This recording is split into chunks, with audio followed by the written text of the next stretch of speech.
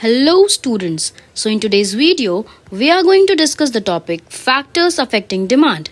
So there are some factors which determines the demand and we will go through it one by one. The first factor is utility of goods. The goods which gives more utility are demanded more and vice versa. So here utility means power to satisfy human wants. So the goods which gives us more satisfaction are demanded more, and the goods which gives us less satisfaction we will demand less for that goods. For example, if I have two options, either I can consume Maggi or I can go with chapati. Okay, so for an individual, any individual, if Maggi gives them more satisfaction, so they will demand for Maggi, and if chapati gives them less satisfaction, so they will not demand for chapati. Okay, so this is what happens in the utility of goods. So the goods which gives more satisfaction you will demand more for that goods, and the goods which gives you less satisfaction you will demand less for that good.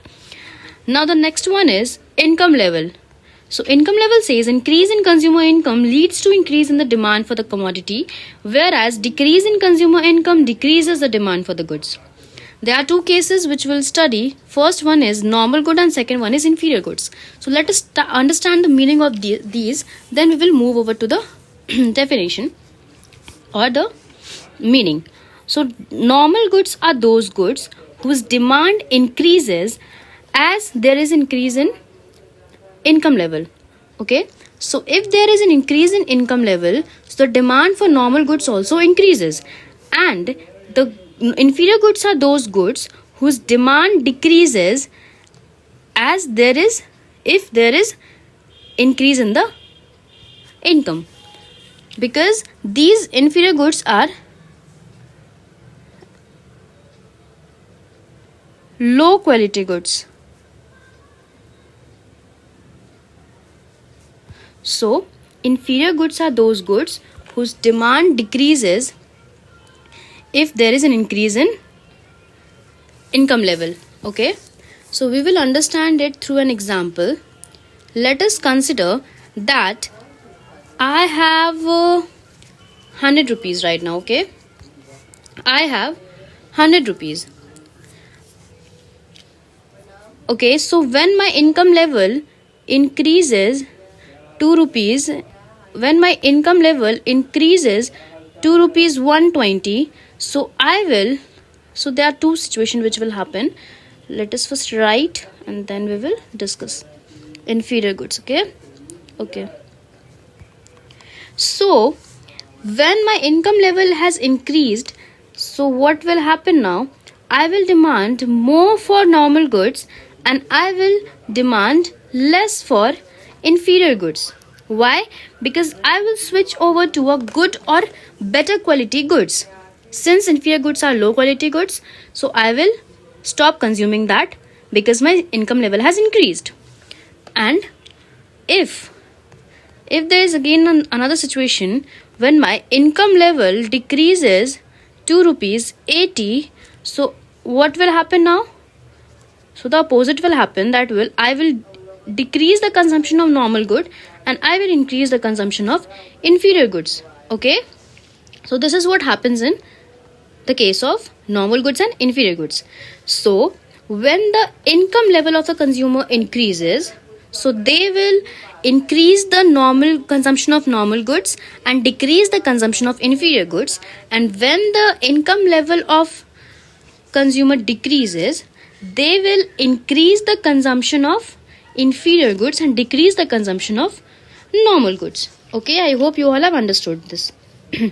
Now the next one is price of goods.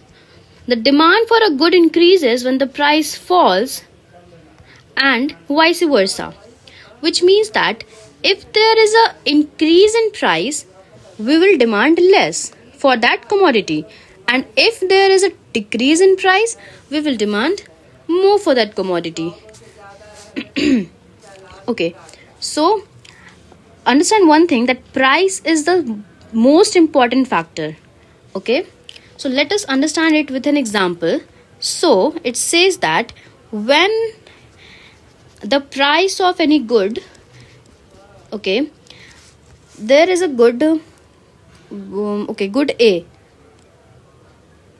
Let us consider the name is good A. So when the price of good A was 10 and it increases to rupees 12, then we are demanding less for this good. Okay, because the price increases. So when there's a increase in the price of good, the demand for that good is decrease.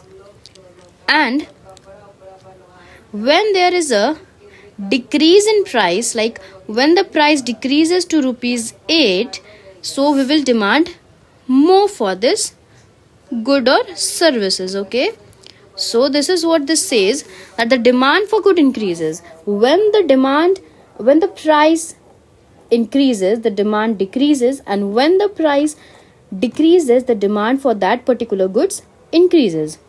Okay, now the next one is taste and fashion, etc. So goods that are popular these days have more demand and vice versa. So as we all know that the amount demanded of a commodity also depends upon the consumer's taste, preference, etc. and fashion also. So the goods which is more fashionable are demanded more, and the goods which are less fashionable are demanded less.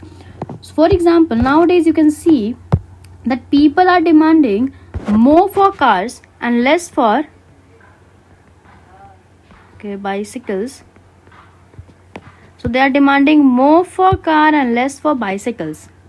Okay, so as the taste and preferences and fashion has changed, people have also changed their demand, or you can say utility also. You can say that people's satisfaction are more from car and less from bicycle. Or as the like fashion, the goods which are more fashionable are demanded more. As good car are more fashionable, so they are demanded more, and bicycle are less fashionable, so they are demanded less. Next one is price of related goods. So related goods can be complementary goods and substitute goods. So complementary goods, what are complementary goods and what are substitute goods? So let us consider with an example.